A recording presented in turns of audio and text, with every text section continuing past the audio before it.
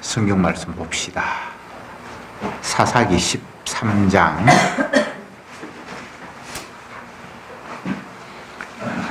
1절부터 14절 말씀까지 교독하겠습니다. 13장 1절 제가 먼저 읽을게요.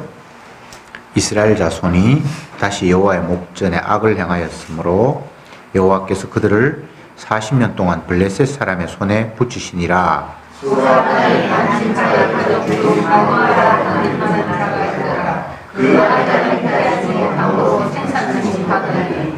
여호와의 사자가 그 여인에게 나타나시고 그에게 이르시되 보라, 네가 본래 잉태하지 못함으로 생산치 못하였으나 이제 잉태하여 아들을 낳으리니 그러므로 너는 삼가서 포도주와 독주를 마시지 말지며 물은 분명한 것을 먹지 말지니라. 보라, 네가 잉태하여 아들을 낳으리니 그 머리에 삭도를 대지 말라. 이 아이는 태에서 나옴으로부터 하나님께 바치운 나실인이 됨이라.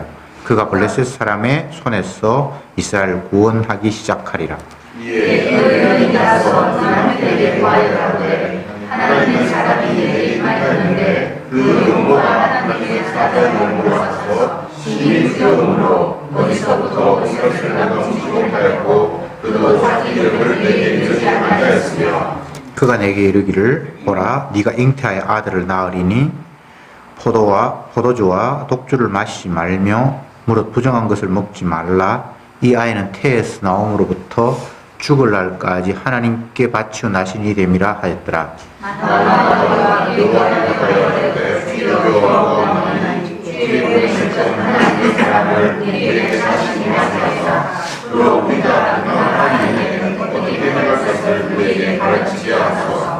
하나님이 마노아의 목소리를 들으시니라. 여인이 밭에 앉았을 때에 하나님의 사자가 다시 그에게 임하셨으나 그 남편 마노아는 함께 있지 아니한지라. 여인이 그렇게 달려가서 그 남편에게 구하여가되 보소서 주님의 내게 임하였던 사람이 또 내게 나타났나이다. 마노아가 일어나 아내를 따라가서 그 사람에게 이르러 그에게 묻되 당신이 이 여인에게 말씀하신 사람이니까 가라사대 그로다.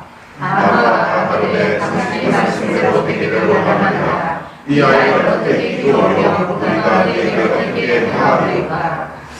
여호와의 사자가 마노아에게 이르되 내가 여인에게 말한 것들을 그가 다 삼가서 부정한 것을 먹지 말며 포도주와 독주를 마시지 말며 물은 부정한 것을 먹지 말아서 내가 그에게 명한 것을 다 지킬 것이니라. 아멘.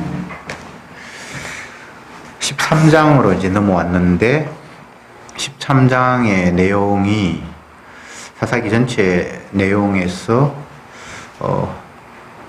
중심에 위치해 있다. 이렇게 말씀드려도 큰 손색이 없을 것 같습니다.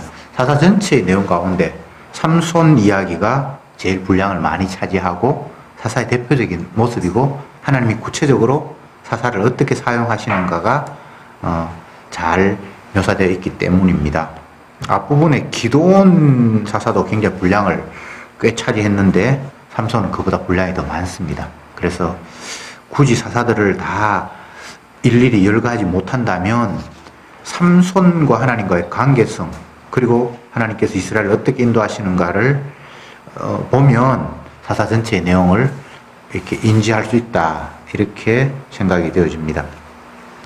오늘 이제 말씀이 시작이 되면 이스라엘이 또 여호와의 목전에서 악을 행했고 그래서 하나님이 이웃나라 블레셋을 보내서 이스라엘을 심판하시고 고통 가운데 있게 하셨는데 그게 무려 40년이라는 세월이 지날도록 고통을 받게 되었다. 이렇게 이제 말씀이 시작이 됩니다. 말이 쉬워서 그렇지 40년이라면 이거 굉장히 긴 시간이에요. 1년 동안 남에게 지배를 받고 고통을 받아도 힘든데 우리나라는 36년 동안 일본의 지배를 받았던 그런 역사가 있는데 그것 때문에 많은 시간이 지났지만 아직도 그 흔적들이 남아있고 노인들은 일본말도 좀 하고 어쨌든 그 40년이라는 세월을 남으로부터 이렇게 압박을 받고 지배를 받는다는 말은 쉬워서 40년이지 이게 짧은 게 아니에요. 어쨌든 큰 고통을 당하고 있는 그 상황에서 하나님의 천사가 어떤 여인을 찾아가는데 이 여인은 아기를 임신하지 못하니까 이제 아기가 없는 여인입니다. 그에게 하나님의 천사가 찾아나가서 네가 이제 아기를 낳을 것이고 아들을 낳는다고 했습니다. 아들을 낳을 것이고 그 아이는 태어나자마자 하나님 앞에 구별된 나실인이기 때문에 너희들은 특별히 그 아이를 키워야 된다. 구약의 나실인의 규례를 어떻게 이야기하고 있는가 하면 하나님 앞에 특별히 서원할 일이 있거들랑 기간을 정하고 그 기간 동안에는 구별된 삶을 살아야 한다. 그게 이제 나실인이거든요. 어떻게 구별된 삶을 사는가 하면 포도주나 술을 일체 금하고 그리고 부정한 것을 가까이 하면 안 되고 또 시체 죽음 심지어는 부모가 상을 당했다가 형제를 상에 당하게도 그 시체는 부정한 것이니까 거기에는 가까이 하면 안 되고 그 서원하는 나실인 기간 동안입니다. 그리고 그 서원하는 기간 동안에는 일체 외모에도 손대지 못하고 그러니까 머리가 이제 자라는데도 전혀 이발하거나 손대지 못하고 그리고 그 작정한 기간이 다 하는 마지막 때에는 그 길었던 머리를 잘라서 그것을 제물이 불탈 때 함께 태워서 하나님 앞에 제사를 드려라. 요게 나실인의 규정이거든요. 그런데 이제 원래 나실인의 규정은 본인 스스로 하나님 앞에 특별히 서원하거나 작정한 일이 있을 때 일정한 기간을 두고 구별된 삶을 살고 뭐 포도주도 마시지 않고 술도 먹지 않고 머리카락 기르고 뭐 이렇게 하는데 오늘 본문에 나타난 이 상황은 본인이 스스로 나는 구별된 삶을 살아야지 이 기간 동안은 내가 하나님 앞에 서원해야지 이것과 상관이 없이 하나님의 천사가 태어나지도 않은 그 아들을 어떤 여인에게 찾아가서 네가 지금까지는 아이를 못 낳았지만 앞으로 남자아이가 태어날 거다. 그러면 그 아이는 하나님이 특별히 구별한 아이니까 나실인이다. 출생하는 그 순간부터 그는 구별된 삶을 살도록 네가 인도해야 된다. 이렇게 말을 했고 그러면서 그는 블레셋의 압제에서 이스라엘을 구원할 자로 하나님께서 그를 선택했다. 이런 이야기를 들려주었습니다. 그러니까 이 사람이 이제 깜짝 놀랐어요. 도대체 어떤 사람이 나타났어. 처음에는 천사인 줄을 모르고 뭔가 어떤 신비한 사람이 나타나서 자기에게 이상한 이야기를 하니까 자기 남편에게 이제 어떤 사람이 찾아와서 나에게 이런 이야기를 합디다 라고 일러주었습니다. 그러니까 이 남편도 특이한 일이잖아요. 그래서 하나님 앞에 기도하기 시작합니다. 하나님, 도대체 제 아내에게 찾아와서 이상한 이야기를 했다고 하는데 그가 누굽니까? 정말 하나님이 보낸 사자라면 저에게도 만나게 하셔서 그 천사의 뜻을 내가 분명히 깨달았으면 좋겠습니다 라고 기도를 했고 하나님이 두 번째 또 천사를 그 아내에게 보냈는데 그때도 역시나 남편이 없고 아내가 혼자 밭에서 일하다가 두 번째 천사가 나타나니까 이 아내가 급하게 집에 쫓아와서 남편에게 나에게 나타난 천사가 또 나타났다고. 그래서 밭에 같이 데리고 가서 천사를 보면서 당신이 아내에게 이런 이야기를 했다고 하는데 사실인가? 맞다. 내가 그 이야기를 했다. 라고 이야기하면서 똑같이 하나님께서 당신에게 태어날 아들을 나신이로 구별을 했는데 그는 이런 나실인의 규례를 지키면서 그를 키워야 한다. 이런 이야기를 했단 말이죠. 그거 오늘 저희들이 함께 읽었습니다. 자, 우리가 이 본문을 보면서 여러 가지를 생각할 수 있는데 먼저 없는 아들, 있을 필요도 없고 있을 수도 없는 아들이 태어나는 거예요. 이 여인은 아이 못 낳는 사람이잖아요. 그러니까 자기에게 아이가 있다는 것은 상상도 할 수 없는 거예요. 불가능한 가운데서 하나님이 뭔가 일을 지금 출발시키고 있습니다. 인간의 불가능성 가운데. 삼손뿐만 아니라 구약의 많은 인물들은 태어날 수도 없는 불임의 여성을 통해서 하나님이 기적적으로 그를 태어나게 하심으로 말미암아 하나님의 사명을 그에게 심어주시고, 이 인물은 있을 필요도 없고 있을 수도 없는 인물인데 하나님께서 보내셔서 하나님 뜻을 행한다라고 이야기한 인물들이 뭐 아브라함도 그렇고 이삭도 그렇고 야곱도 그렇고 많아요. 그러면 왜 하나님은 이런 구도를 만드셨을까? 앞에 나타난 사사는 그냥 태어났어요. 엄마에게서. 그리고 잘 살고 있는데 하나님이 그에게 나타났어. 네가 이스라엘 백성들을 구원해라. 이렇게 사명을 줬잖아요. 그런데 오늘 본문에 나타난 아주 이름이 안 나오는데 뒤에 가면 삼손입니다. 이 사람에게는 엄마가 아이도 못 낳는 불임 여성인 가운데 천사가 그에게 만나서 아이 낳을 것이고, 이 아이는 하나님 앞에 구별된 나신이로 자랄 것이고 이스라엘을 구원할 자로 삼겠다라고 하셨단 말이죠. 하나님은 자기의 뜻을 이룸에 있어서 사람들이 협조를 하거나 사람의 노동력이 하나님 뜻에 합쳐져서 일을 펼치는 그런 구도를 원치 않으십니다. 바꿔 이야기하면 주님 혼자 자기 일을 단독적으로 다 하시는 분입니다.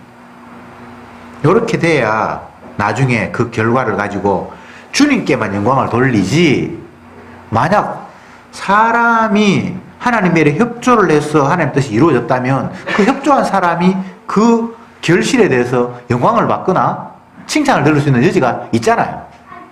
앞부분에 뭐 기도원도 그렇고 기도원의 아들 아비멜렉도 그렇고, 아들이 아비멜렉 아니었습니까? 지난주에 에브라임 지파가 원망을 했을 때 입다도 그렇고, 사람들은 그들이 하나님 일에 잘 순종하고 협조해서 된 것처럼 그들을 지지하기도 하고 또 그들의 지지를 받는 것을 시기하기도 하고 이런 일이 벌어졌잖아요. 이거 다 잘못 이해한 겁니다. 그 사실을 오늘 13장을 통해서 이제 서서히 깨닫게 하십니다. 다시 말씀드립니다. 삼손은 태어날 수도 없는 아들입니다. 왜? 엄마가 불임 여성이니까. 그런데 그 불임 여성을 하나님이 선택을 하셔서 주의 천사를 보내서 네가 아들을 낳을 것이다. 그리고 이 아들은 태어날 때부터 하나님께 구별된 아들로 점찍어졌기 때문에 너희들도 그렇게 키워야 된다. 그리고 이 아들이 블레셋의 그 강압한 압제 속에서 이스라엘을 건져낼 일을 할 거다 라고 말씀을 주셨습니다. 그러면 이제 앞으로 삼손은 자기 의지와 상관이 없이 하나님이 하실 일을 위해서 그의 삶을 이제 걸어가야 되죠. 이게 삼손만이 아니라 모든 성도들이 다 이런 운명입니다. 앞부분에 뭐 임신하지 못한 자녀에게 태어난 아들이 아니라 할지라도 그들도 하나님이 기적으로 태어났고 똑같이 하나님이 시키신 일을 그들은 할 수밖에 없는 운명인데, 사람들이 잘 깨닫지 못하니까 이런 방법을 통해서 하나님이 자기 일을 시키시는 그런 독특한 구도를 만들어내고 있습니다. 이야기를 바꿔봅시다. 저와 여러분들이 어떻게 태어났든 그것과 상관이 없이 다 태어날 필요가 없는 아들입니다. 주님이 자기 목적을 가지고 우리 한 사람 한 사람을 이 땅에 보냈습니다. 삼손처럼. 그걸 깨달으라는 거예요. 삼손이야 그렇지만 뭐 우리 엄마는 뭐 애도 많이 낳고 7남매 중에 나는 세 번째로 태어났는데 뭐 삼손하고 똑같아. 이런 식으로 우리는 생각할 수 있잖아요. 근데 그게 잘못된 생각이에요. 어떤 인간도 자동적으로 태어나고 쉽게 태어나고 큰 의미 없이 태어나는 인간은 아무도 없어요. 다 태어날 이유도 없는 인간인데 단지 주님의 목적 때문에 한 생명 한 생명을 주님이 기적적으로 보내셨어요. 이거 여러분이 인정하셔야 돼요. 인류 가운데 뭐 75억이나 지금 살고 있다는데 그 가운데 내가 뭐 그냥 태어났지 뭐. 내가 뭐 특별한 것도 없어. 내가 잘난 것도 없고 뭐 특별히 또 못난 것도 없고 그냥 뭐 엄마 아빠가 사랑해서 내가 태어났지 뭐. 언약을 모르면 이런 이야기가 당연히 튀어나오죠. 근데 주님의 언약을 알면 절대 그런 이야기를 할 수가 없는 거예요. 다시 말씀드립니다. 이 땅에 태어난 인간 다 태어날 이유도 없습니다. 자기가 원해서 태어난 것도 아닙니다. 하나님이 기적적으로 삼손을 태어나게 하시듯이 저 여러분들을 이 땅에 태어나게 하셨어요. 다 기적이에요. 다 기적이에요.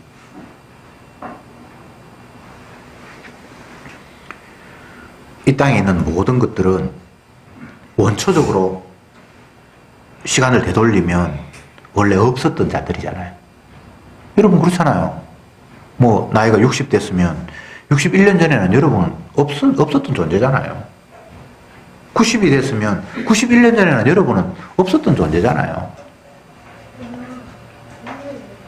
그런데 우리는 주님께서 이 땅에 태어나게 하셨고, 그렇다면 원래 없었는데 있게 하신 그 원인자 되시는 주님이 있게 하신 이유가 있을 것 아니에요. 삼손은 이스라엘을 블레셋의 압제에서 구원할 자로 보내셨잖아요. 저 여러분들도 똑같은 그런 하나님의 뜻이 있어요.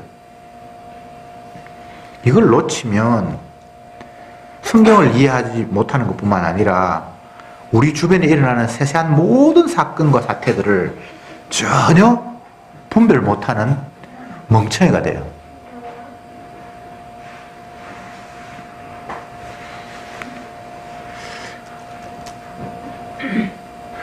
만약에 결혼을 하지 않았다, 남자가 결혼을 하지 않았다라고 가정을 하면 그는 당연히 아내가 없어요. 또 더 넘어가서 처가나 장인이나 장모나 처형은 있을 수가 없는 거예요. 결혼을 안 했는데 처가가 어디 있습니까? 결혼을 안 했는데 처형이 어디 있어요? 그런 이야기를 바꾸면 처형이 있고 장인 장모가 있다라는 이 말은 결혼을 했다는 이야기가 되겠죠. 무슨 말인지 이해가 되죠? 우리 가운데 일어나는 모든 일들은 주님이 우리에게 뭔가를 지시하셨고 손을 댔다는 이야기입니다. 주님이 손대지 않으면 우리 주변에 일어나는 모든 일들이 일어날 수 없는 일이에요. 마치 결혼하지 않으면 장인 장모가 없듯이 우리 주변에 뭐 오만 일들이 다 일어나는데 그것은 주님이 우리에게 뭔가 개입을 해서 손을 댔다는 이야기예요. 그러면 우리는 원천으로 돌아가서 생각을 해야 돼요. 지극히 작은 일이 발생을 했다. 그러면 이것을 원천으로 돌아가지 않으면 이 일은 나에게 불리한 일인데 이거 어떻게 하면 이제 끝낼까? 이런 생각밖에 못 하겠죠. 그러나 이런 일이 발생한 것은 주님이 개입하셨고 주님께서 뭔가 일을 지금 펼쳤기 때문에 이런 결과가 왔다고 생각을 하면 문제 이거 해결하려고 하기 이전에 근원을 볼 수 있어야 되겠죠. 지금 사사기 13장에 그 이야기를 하고 싶은 거예요. 만약 천사가 찾아와서 삼손의 엄마, 아기도 못 낳는 그 여인에게 너 이제 앞으로 아들을 낳을 거야. 이 아들은 날 때부터 하나님이 구별한 나실인이야. 그러니까 너희들은 그렇게 키워야 돼. 그리고 이 아이들은 이스라엘의 그 고통을 블레셋을 물리쳐서 구원할 일을 하나님이 시켰어. 그런데 만약 이 사실을 알지 못하는 다른 옆집 아줌마나 이웃집 아저씨는 삼손을 보면서 그냥 뭐 저것만한테 태어났겠네. 아니면 나이가 좀 늦었는데 애가 낳네. 뭐 이런 건 있을 수 있겠죠. 그죠?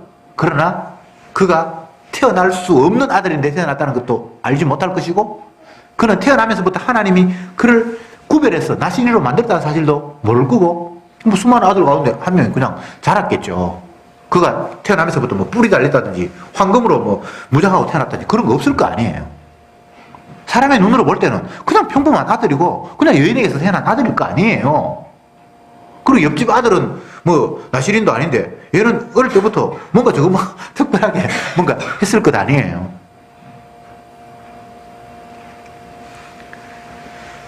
다시 말씀드립니다. 이 땅에 태어난 모든 생명들은 다 하나님의 뜻이 있어서 주님의 의도 가운데서 태어났습니다. 이 본문을 보면서 우리가 그걸 생각해야 된다는 거예요. 삼손만이 특별한 사람이 아니에요. 이 땅에 태어난 모든 생명들 다 특별한 이유를 주님께서 주시면서 이 땅에 만들어내셨어요. 그래서 한 생명 한 생명이 다 귀하고, 귀하다라는 것이 나 귀하게 여겨줘, 나 공주야, 나 왕자야, 너 함부로 너희들 나 대하지 마, 이런 이야기가 아니라 주님 앞에 나는 헛된 존재로 하나님이 나를 만들지 않았으니까 그분이 원하는 바가 무엇인가라는 관점에서 나를 굴리고 이끌어 가야 된다는 거예요.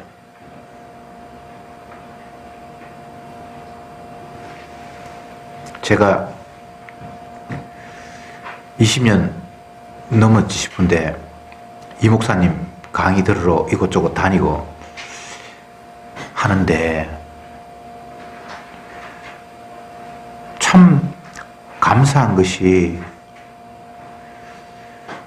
그분의 그 삶의 모습을 통해서 다시 한번 주님의 말씀을 생각할 수 있는 기회를 자꾸 주시는 거예요, 주님이. 그래서 만나고 싶고 그분의 말에 귀를 기울이고. 한 번은 제가 기침을 콜록콜록 하니까 이 목사님 저를 많이 쳐다보면서 독감 예방주사 안 맞았습니까? 난데없이 그러는 거예요. 그래서 뭐 저는 아직도 독감 예방주사 맞을 만큼 나이가 된 건 아니고 65세인가 뭐 되면 보건소에 가면 그냥 그 공짜로 있다 그래요. 그러면서 그분이 하시는 말씀이 자기는 복음을 위해서 꼭 예방주사를 맞는다는 거예요. 그냥 예방주사, 감기 안 걸리려고 예방주사 맞는 거는 맞는데 그분은 그렇게 말하지 않아요. 복음을 위해서 자기는 예방주사를 맞는다는 거예요. 말씀을 전해야 되고 가르쳐야 되는데 기침하고 하면 공부하는 데도 지장이 있고 복음 전하는 데도 굉장히 지장이 많기 때문에 자기는 복음을 위해서 예방주사를 반드시 맞는다고 그렇게 표현을 해요.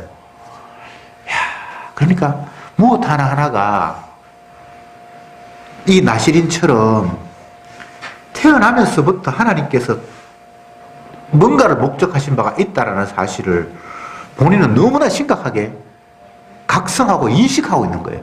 무엇 하나를 해도 복음을 하나님께서 나를 복음 전하는 도구로 세웠다라는 그 사실에 온통 꽂혀 있는 거예요. 어떤 사람은 그분을 보면서 약간 자폐증 환자 같다 그럽니다. 너무 한쪽에만 이렇게 매몰되어 있어서 다른 거를 잘 쳐다보지 못하는 거다. 자폐증이라 그러거든요. 주님께서 복음 전하는 사람으로 그를 완전히 뒤집어 씌워서 다른 일에는 서툴고 관심도 없고 뭐 좀 이상해요. 어떨 때 보면. 그냥 보편적인 사람들의 시각으로 보면 희한한 게 굉장히 많아요. 그런데 뭐 예방주사를 맞든 뭘 하든 복음을 위해서 해야 된다라고 본인이 깨닫고 그렇게 살아가는 거니까 우리가 그런 관점으로 그를 보면 다 이해가 되는 거예요. 근데 다른 보편적인 관점으로, 일반적인 관점으로 보면 이상한 행동도 하고 이상한 말도 하고 뭐가 좀 자폐증 환자 같은 그런 모습이 보여요. 제가 하고 싶은 말은 누구 한 사람을 이야기하려고 하는 것이 아니라 이 땅에 태어난 모든 생명들은 다 주님이 특별하게 자기 목적을 이루려고 우리를 지으셨다는 사실을 자각하자는 거예요. 남들이 나를 알아주는 것이 아니라 나 훌륭하니까 나 공주 대접해줘. 나 왕자 대접해줘. 이건 진짜 미친 사람이에요. 그런 것이 아니라 하나님이 나를 자기 목적을 두고 이 땅에 보내셨고 나를 오늘도 그곳에 가게 하셨고 이곳에 있게 하셨다라는 생각을 놓치면 안 된다는 거예요.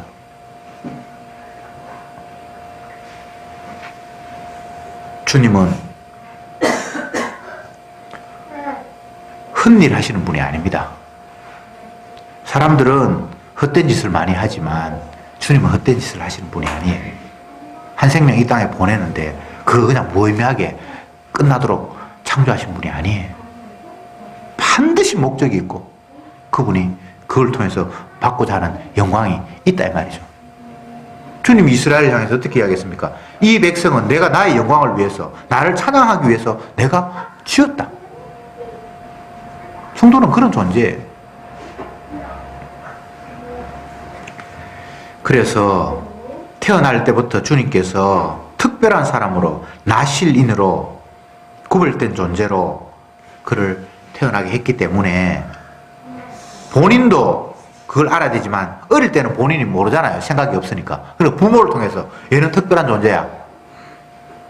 그래서 포도주와 술을 금하게 하고 또 더러운 시체가 있는 곳이나 이런 곳에는 아예 가깝게 하면 안 되고 또 외모를 꾸미거나 단장하는 것이 아니라 그냥 머리털은 자연스럽게 길도록 냅두라는 거예요. 그러면 옆에서 평범하게 살아가는 사람의 입장에서 봅시다. 이스라엘은 포도주가 거의 뭐 음료수나 마찬가지예요. 물이 잘 안 나는 나라잖아요. 사막 지역이고. 그래서 포도주 이건 그냥 우리가 물을 마시듯이 그 사람들은 마셔요. 그런데 이 포도에서 난 건 일체 먹지 말라고 하는 거예요. 그러니까 이 삶은 굉장히 불편한 거예요. 포도주를 즐긴다는 것은 그냥 그게 맛도 있지만 삶을 위해서 사막 지역에서 나는 게 포도가 많으니까 그게 적을 짜서 그걸 먹고 하는 것은 그냥 생존의 일부라고 봐야 되겠죠? 근데 그걸 주님이 하지 말라는 거예요. 그리고 부정한 것. 구약에 뭐 음식도 부정하고 있고 장소도 부정하고 있고 여러 가지 부정한 게 있는데 특히 나시리는 시체를 가까이 하면 안 돼요. 장례식을 간다든지 뭐 상갓집에 묵랑 간다든지 무덤가에 간다든지 이것 자체가 아예 안 되는 거예요. 심지어 아버지가 돌아가셨다? 그래도 그 죽음을 가까이 할 수 없는 거예요. 신약에 보면 예수님이 나를 따르라 이렇게 얘기하는데 어떤 사람이 아버지가 돌아가셔서 내가 장례식 치르고 주님을 따르겠습니다. 그러니까 죽은 자들로 죽은 자를 장례하게 하고 너는 나를 따르라 이런 말씀이잖아요. 이게 나시린의 모습이에요.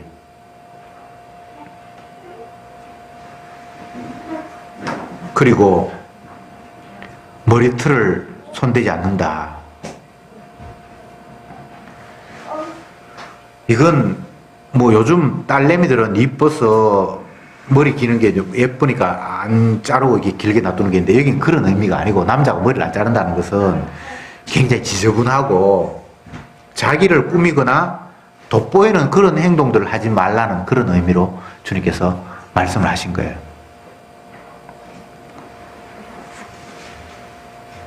궁극적으로 말하면 이 나시린의 모습은 장차 오실 예수님의 모습을 담고 있어요. 예수님은 이런 목적으로 왔어요. 자기 백성을 저희에서 구원할 자로 왔어요.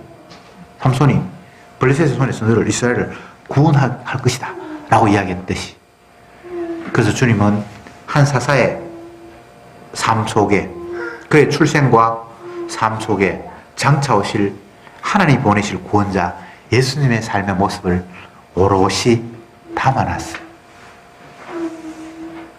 바꿔 이야기하면 성도 한 생명 한 생명은 그리스도의 지체예요.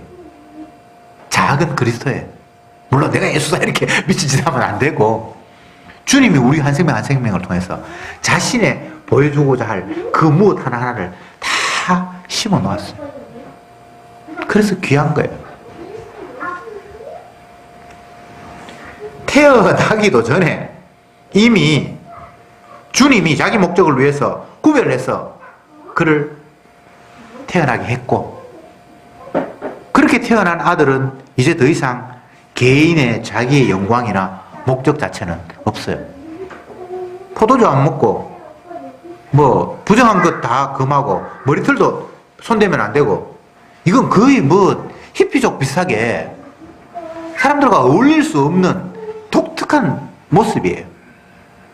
주님이 어울리지 말라는 거예요. 상 사람들처럼 자기 목적 가지고 지 기쁨, 지 만족, 자기 꾸미고 자기 즐거움 추구하면서 포도주를 마시고 술을 마시고, 또 뭐 친한 사람이 죽었으면 당연히 애도하면서 무덤에 가서 문상도 하고, 뭐 이게 너무나 자연스러운 거 아닙니까? 이게 여기 살아가는 삶의 모습이잖아요. 근데 주님은 그와 전혀 다른 삶을 살도록 하신 거예요. 너 이 땅의 사람 아니야. 네 기쁨 위해서 살아갈 존재가 너는 아니야. 네 원함, 네 즐거움, 네 쾌락을 위해서 사는 존재가 아니야. 너는 구별되었어.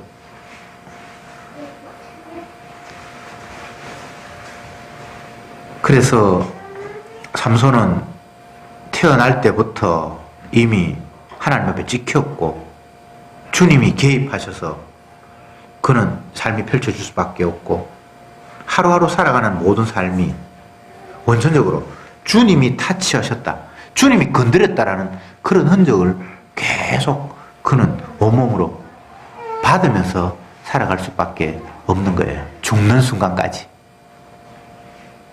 이게 나시리뿐만 아니고 오늘날의 성도이기도 합니다. 우리는 날마다 내 꿈 꾸잖아요. 내 꿈. 이렇게 됐으면 좋겠다, 저렇게 됐으면 좋겠다.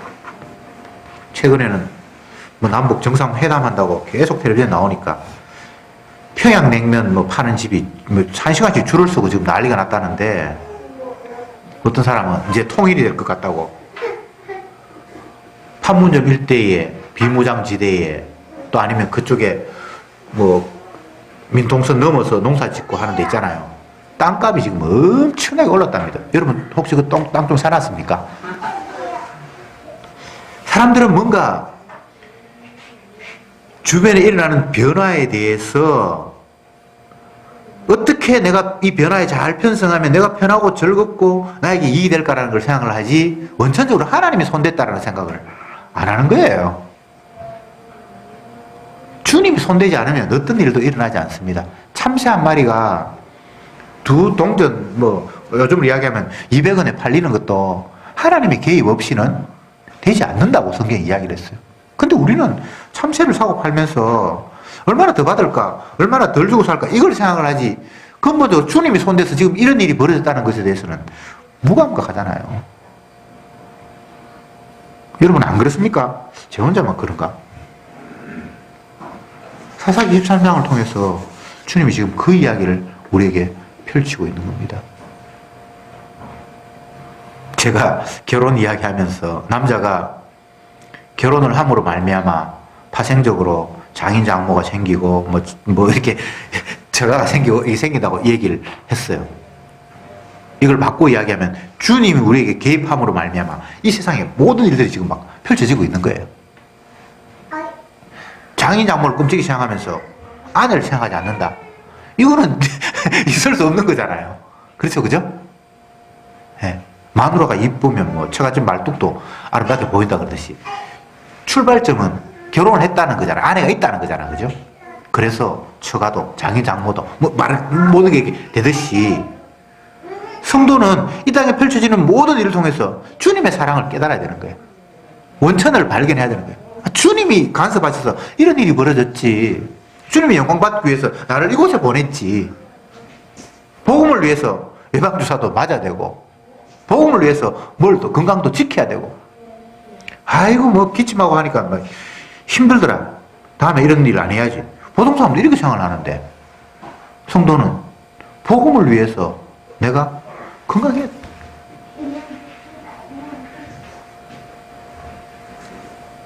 요즘 그 조용필 씨가 텔레비전에도 나오고 해서 그 사람 기사가 이제 신문에 꽤 났어요. 그래서 제가 이것저것 읽어보는 가운데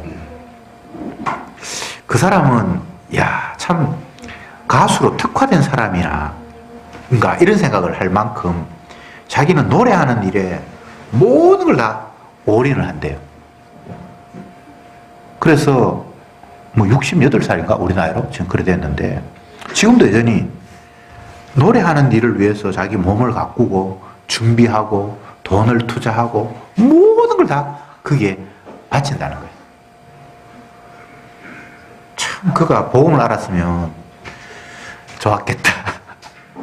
복음을 위해서 올인을 해야 되는데 자기는 노래하는 일을 위해서 올인을 한 거예요. 그러니까 노래는 잘하는 거예요.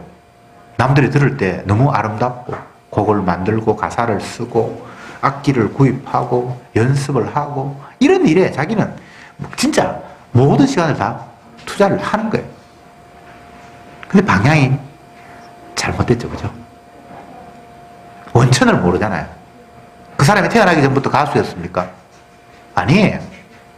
고등학교 3학년 때 기타가 너무 즐거워서 기타 쳤고 기타를 잘 치니까 미군 무대에서 기타리스트로 활동을 했는데 갑자기 싱어 한 사람이 몸이 아파서 뭐 어떤 이유 때문에 빠지니까 대타로 자기가 노래를 했는데 그때부터 자기가 노래 잘한다는 소리를 듣고 오늘날 이렇게 됐다는 거예요. 그 사람은 원천을 몰라요. 그가 태어나기 전에 주님의 영광을 위해서 그를 태어날 필요도 없는 아들을 보냈다는 사실을 알지 못해요. 중학교 때까지는 열심히 공부하고 모범생인 학생이었는데 이건 이제 안성기 이야기. 안성기하고 중학교 때 같은 반에 있을 때 영화배우 알죠? 네. 그때는 그냥 평범했대. 그냥 열심히 공부하는 학생이었대. 그는 내가 가수로 한평생을 살아야 된다라는 그런 생각 이전에 주님이 나를 이 땅에 보내셔서 하나님의 영광을 위해서 내가 살아야 된다는 생각을 못하는 거예요. 그러니까 남들이 노래 잘한다고 하니까 그 칭찬 계속 듣고 싶어서 그 길을 계속 가고 있는 거예요. 그럼 노래 잘해서 영광 받고 가왕이라는 소리 듣고 영원한 오빠라고 여자들은 막 오빠 오빠 하고 그러면 그 인생이 성공하는 겁니까? 아니잖아요.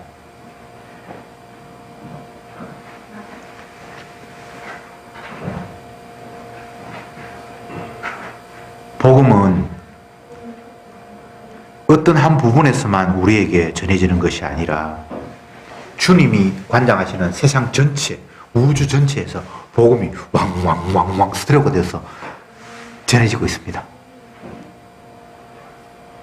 성경에만 복음이 있는 것이 아니라 물론 성경에는 구체적으로 주님께서 계시의 말씀을 하셨고 이 계시의 말씀이 온 세상 우리의 만남과 뭐 들에 핀 꽃, 나무, 코스모스, 하늘에 떠 있는 태양 모두를 다 주님이 동원하셔서 계속해서 주님의 복음을 왕왕왕왕 우리에게 울려대고 있습니다.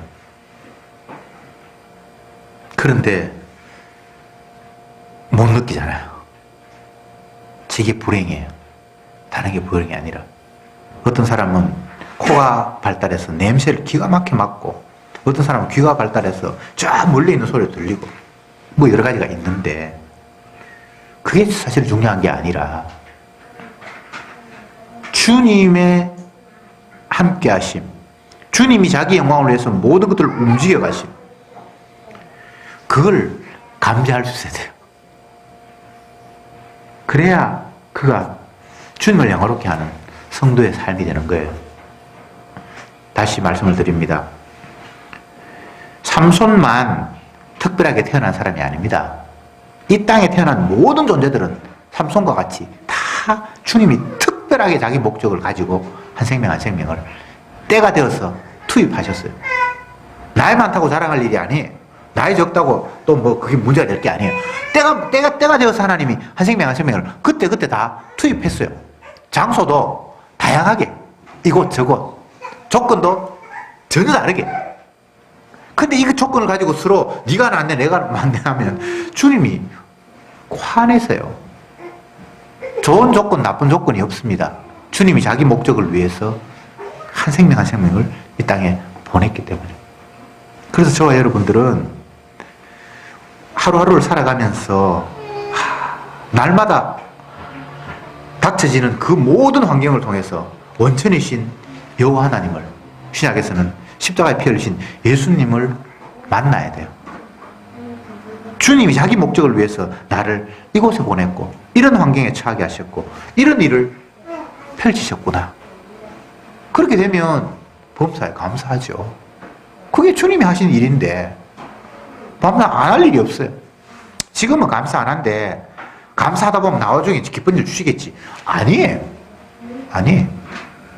지금 일어나는 그 일이 주가 자기 영광을 위해서 하셨다는 걸 깨달아지면 그것 자체가 내한테는 고통이고 아픔일지 모르지만 감사가 나오는 거예요. 우리 모두는 주님의 자기 영광을 위해서 만드신 나신이라는 사실을 기억할 수 있으면 좋겠습니다. 기도합시다. 주님, 감사합니다. 삼손의 출생을 사사기 13장을 통해서 접하면서 그는 어머니가 임신도 할 수 없는 여인이어서 태어날 이유도 없는 아들이었지만 주님이 당신의 목적을 가지고 그 아이를 태어나게 하셨고 그를 구별하여 이스라엘을 구원할 구원자로 세우셨고 그는 평생 그 일을 하다가 떠날 수밖에 없던 그런 자였다는 사실을 말씀을 통해서 확인했습니다. 삼손만이 아니라 이 땅에 태어난 저들 또한 주님이 구별하셔서 주님 목적을 위해서 내 목적이 아닌 주님이 기뻐하시는 목적을 위해서 우리를 사용하시는 줄 믿사오니 하루하루의 삶이 내게 닥쳐지는 모든 일들이 주님의 영광을 위해서 주님의 주되심을 드러내기 위해서 나를 활용하고 계신다는 사실을 기억하면서 늘 주 앞에 감사하며 찬양하는 나날이 되게 하옵소서. 예수님의 이름으로 기도드리옵나이다. 아멘.